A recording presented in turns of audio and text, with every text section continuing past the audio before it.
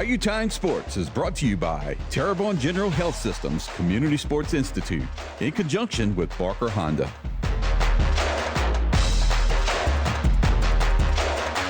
Hey everybody, welcome back to Bayou Time Sports. Harry McCulla here. It was 40 years ago that the Nicholls State Colonels won the Golf Star Championship with a team coached by Sonny Jackson back in the day. They'll celebrate the 40th anniversary of that event coming up in a couple of weeks as the Cajuns, as the Colonels take on Northwestern with 11 a.m. kickoff. Here to talk a little more about it, we've got a quarterback, a coach, and a guy that remembers it. Shane Kliebert is the director of the Colonels Athletic Association. Keith Menard was a quarterback on that team, the former Rain Wolf, who came into play for the Colonels at that time. And Don Rodrigue was one of the guys that brought him here, right? Yes. Recruiting guys. A great recruiting story. We'll talk about that in a little bit. But Shane, let's talk a little bit about what you guys are going to do to honor this team. Yeah, I mean, one of the things we know when you look at championship teams, they don't happen by accident. It's all about the people. And when you talk to these two guys, I'm sure that'll resonate, just the leadership we have on those teams. So part of what we want to do is to make sure we commemorate those guys. And we're going to start with our tailgate. We have a CAA alumni tailgate that we do every home game. And so those guys will all be invited. They'll get their ticket to the game. We'll get a chance to get in there and they can kind of meet up. And some of those guys haven't seen each other in a long time. We know the stories get better year after year. And, as being part of one of those championship teams in 05, it's not always about the plays that happen in the game, but it's the relationships you have with the people. And we want to make sure we start early. It's 11 o'clock game, Battle NSU. It's always a rival. You can throw the records out. And just giving those guys an opportunity to kind of meet up first at the tailgate.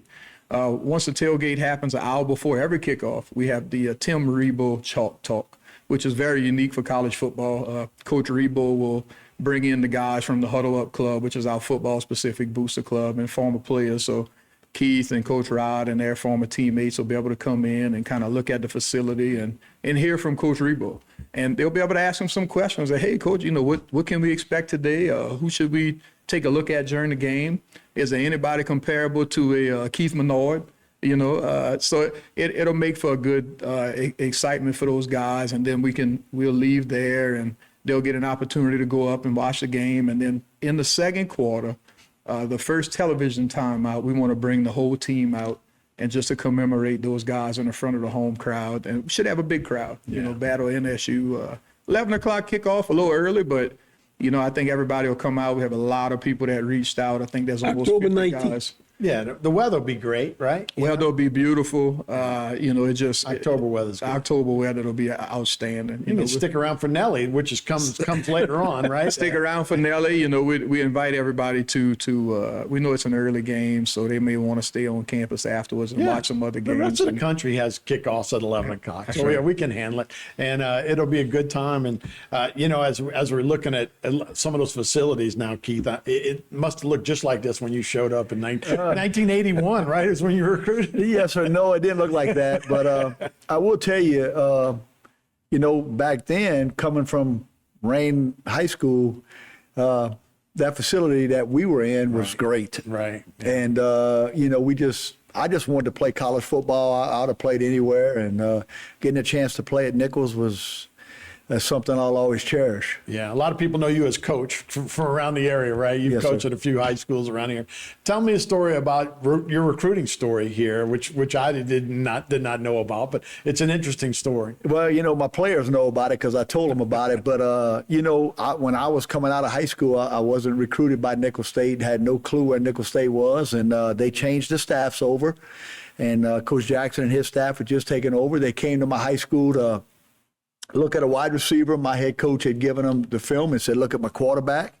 I got a phone call a little bit later on saying they wanted to sign me to a scholarship, and I'd never met a coach, never been on campus, never did anything, and I signed the paperwork because I wanted to play college football. That might have been an internet joke back then if we had the internet, but yeah. So you showed up, and they were glad you did, huh? Coach Rod, you have a guy like this on campus, and you say his talents might have translated, right?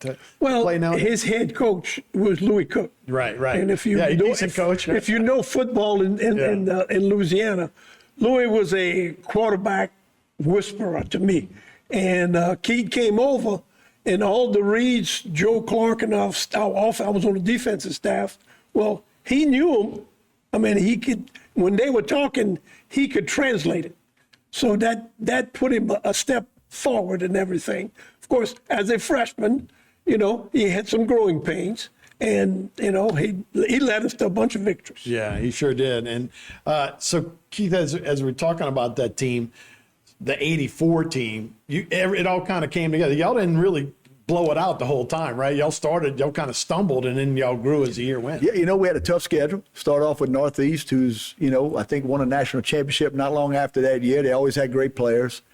McNeese was always a thorn in our side. We lost to them. Troy was running the option back then, was really good.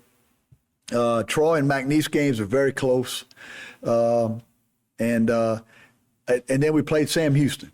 Opening game at home on TV. They were supposed to beat the heck out of us, because we're 0-3, and they really had a good team, but we really were prepared, and we put it on them that night, and in front of a great crowd at home on a Thursday night. And I think that just kind of propelled us into what we needed to be like, what was going to propel us to win the conference championship. And, it was the first year we were in a conference. The first 3 years we weren't. So, that was big for us, a chance to win a conference championship. And that was our focus all along. Things don't change much, right? I mean, you play tough schedule, get in your conference, and then make something happen, right? That's correct. It's kind of the way they do things now, too. You just didn't have money games back then. Right. They didn't have to go to Tiger Stadium or Nebraska or Oklahoma or one of those. All right, we'll take a break. We got a couple more segments to go with this group. We'll be right back right here on Bite Time.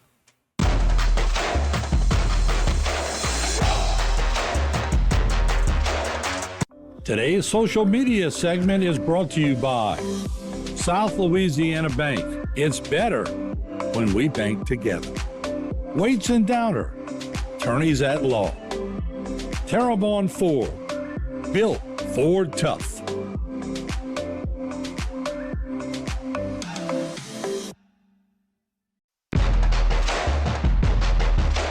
Bayou Time Sports is brought to you by Terrebonne General Health Systems Community Sports Institute in conjunction with Barker Honda. Hey, everybody, welcome back to Bayou Time Sports. We're talking about the Nicholls 40th anniversary of the Nicholls team that won the Golf Star Championship back in 1984. Shane Kliebert is the director of Colonel Athletics. Keith Menard is the quarterback. Don Rodrigue was a coach on that staff.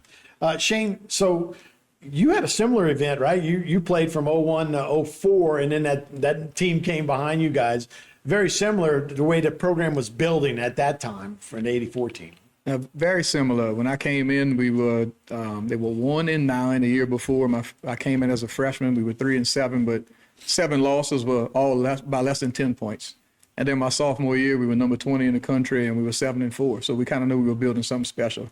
And 03 came around, and we just kept chipping, and 04 came around. And then by the time that 05 team, you had enough experience on that roster and people who can kind of go to bat. And it's like we say, those teams, they're special for a reason. And it's the people on those teams and the leadership that you have from those individuals. Yeah, that was Darrell Day, right? And Coach Bucket. Jay Thomas. They were and when you look at that coaching staff, you had John Robinson, who ended up being a general manager of the Tennessee Titans.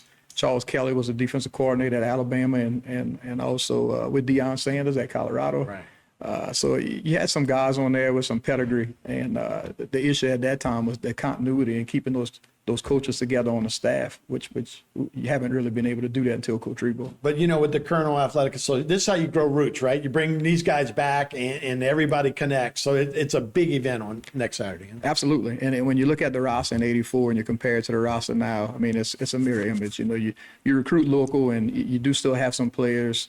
You have a rookie running back right now from Pensacola that's kind of lighting it up. The quarterback's from Ohio, but the nucleus of that team is from Louisiana. 93 players this year. You had 98 players last year. When you look at that 84 roster, you see the same thing. There's only 7 players that I could see on that roster that weren't from Louisiana.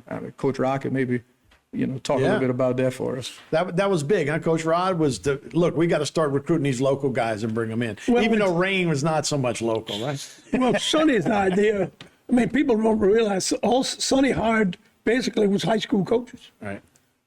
I mean, Denzel was with him at Northeast. Northeast. So he was a college coach, but all the rest of us were all high school coaches. I came from H.L. Bourgeois. Right. Kenny Guillot came from Woodlawn. And Joe Clark was a high school coach when he came in, but Joe had coached in the WFL, Tulane, different things. So And then Don Schwab came in, right? Yeah, well, Schwab was the offensive coordinator. We're taking a look at some of those pictures. and Don. Steve Crevetta came in in '84. Yes. They both came in. Don, you're rocking a nice little mustache in Yes, the picture. yes, that was- second row all the way to the right. Yeah, I had long hair and a mustache. Now, how important was that? And tell me about Sonny Jackson. We all hear Sonny Jackson stories, right? So, Keith, why don't you share a Sonny Jackson My Way or the Highway story, right? Well, I mean, that was a lot of. I don't think any of them would fit real good in this TV show, but you know, Coach Jackson was a guy that I really believe could have gotten anybody to run through a wall for him. I mean, he could chew you out and pat you on the back at the same time, and you didn't know which one he was doing. But all you knew is you better get it right. Yeah. But he was a guy that, to me, I stayed in touch with after college, and I think I tried to mold some of my coaching where he cared more about us growing up as young men, becoming great fathers and great husbands and great members of society more than what we were on the field. And I think that's what I tried to do as a coach. But I mean, Coach Jackson was great to me. So was Joe Clark. So I mean, those guys became guys I could talk to, and after leaving college. Yeah. Joe Clark coached. Sonny Jackson coached at St. Joe Chauvin. Right? Yeah. Oh, yeah. No, we all remember him coming up With the Kelly Bayou Pugh, when they- Ralph Perry, Gray Falls. They Yeah. was all on the staff. That's a real good At St. Joe. coaches for sure. And but that staff, a lot of guys went on to coach too, right? That were underneath him, right? Obviously, Sonny's son, Yes. Hud when coach, Clint Conk became a coach, all those coaches. Yep.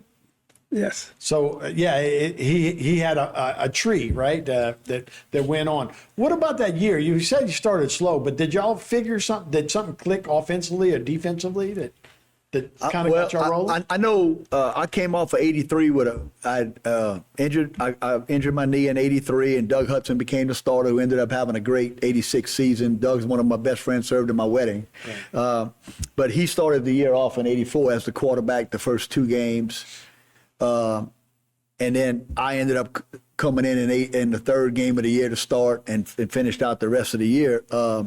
But I wasn't the difference. I think it was just us figuring out, like, hey, man, we got a chance. It's conference. If you're independent, you're like, where are we going from here? Yeah. But at least with the conference, we're looking at, hey, man, we got some games if we do this, we got a chance to win this conference championship. And I think that's where, that's what kept us going. Did they have I should know this. Did they have a playoff at that time, or yes, but a bowl or anything? but because we were a new conference, it wasn't an automatic bid for the conference championship. I got you. So yeah, it was. So that was the championship. When you win it, you walk off. Yes, and it was good. So, Coach Rob, what you remember about that team in particular? Do you remember one thing? Those guys? Sonny was like the Boreman and Bailey circus. He would, his mind was always clicking. To have good ideas, you have to have many ideas. Right. I mean, things like the first poster, we didn't know none of the players. So the poster was the coaches. And I've got it hung up somewhere. Yeah, I have that one too. Yeah. Okay. And then he let the front of the media guy was a burning football, and he always one year we dressed up like cowboys. Yeah. We had the chaps, we had everything, but he was like thinking ahead, right. Trying to promote. Right. He started the show on HTV at that time too. So, hey, one more segment to go. We'll take a break. We'll be right back with more Bayou Time Sports. Stay with us. Today's social media segment is brought to you by Alford and Associates for all of your insurance needs. CIS, Cardiovascular Institute of the South, the highest quality cardiovascular care available. Barker Honda, the Barker family tradition of quality.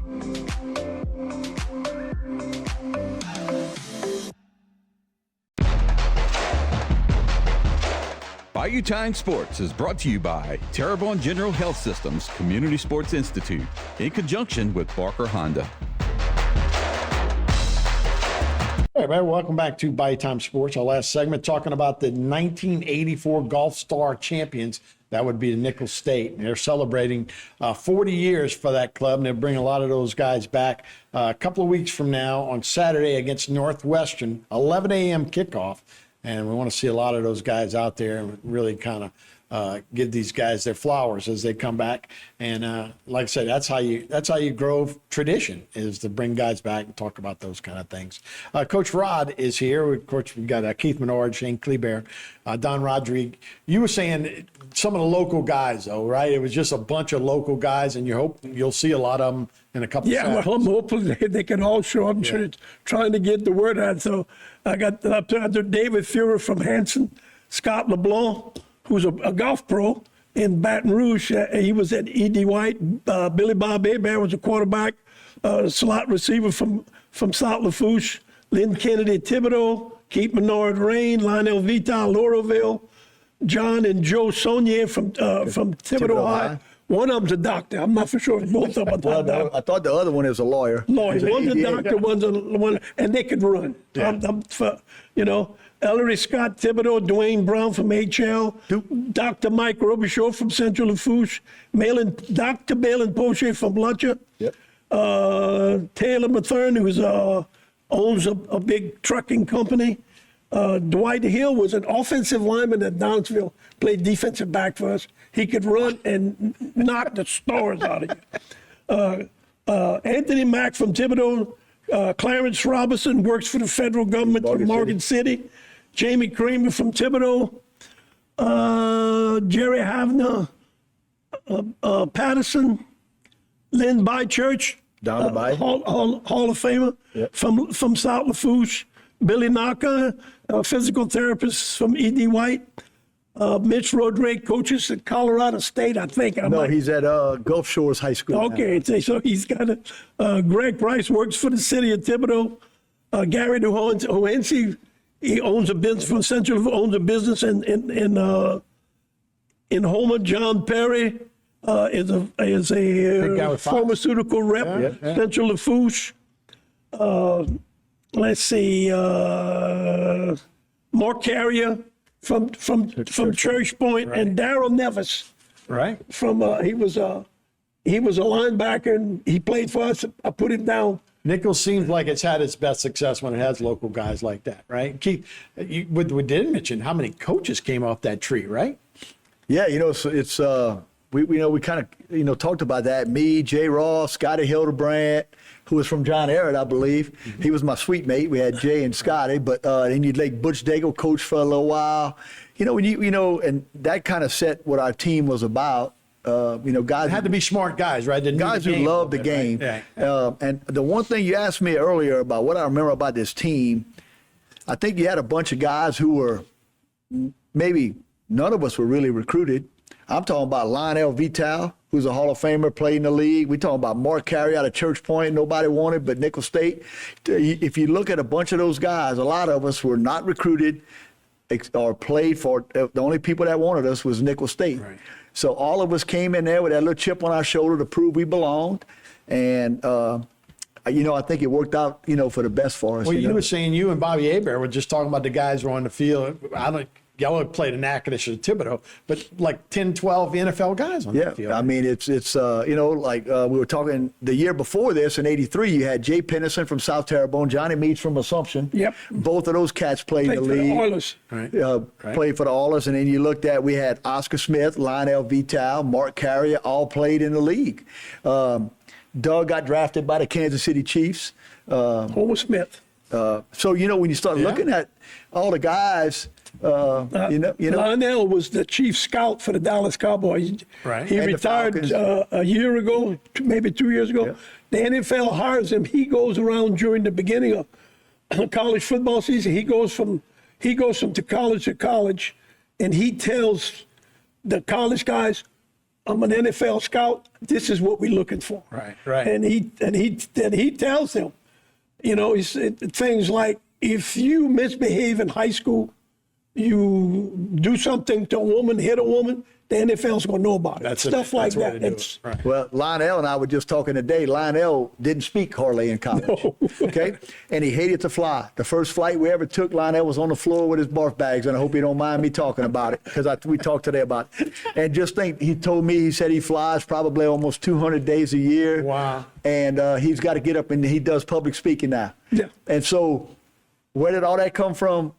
I think the Nicholls State experience and being around all of us, and I just think we had some great guys. We had a great camaraderie, among everybody, and they still had football dorms. They still had those things. I mean, to me, that was the greatest. breakfast check. I He remember- did the cafeteria. I remember him breakfast hanging out check, right behind the curfew, baseball players, right. right? When you play a baseball game against Nicholls, you had to run into the football players.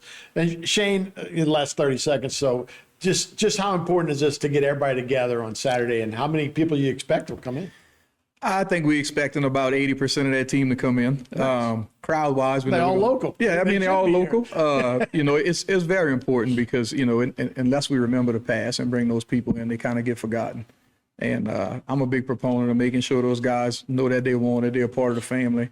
And that's why it all starts. When you hear these guys talk, they talk about their relationships with each other and not necessarily the X's and O's or the plays that were made or not made in the game. So that's what it's all about, keeping in contact with those guys and being a family. Again, it'll be next Saturday against Northwestern, 11 a.m. kickoff. October 19th. October 19th. Well, guys, I appreciate it. Thanks for being here, and we'll celebrate you guys in a couple of weeks. Thank you. Thanks. Go Colonels. All right, that's this edition of By Time Sports. Thanks for watching. I'm Harry McCulla. See you next time.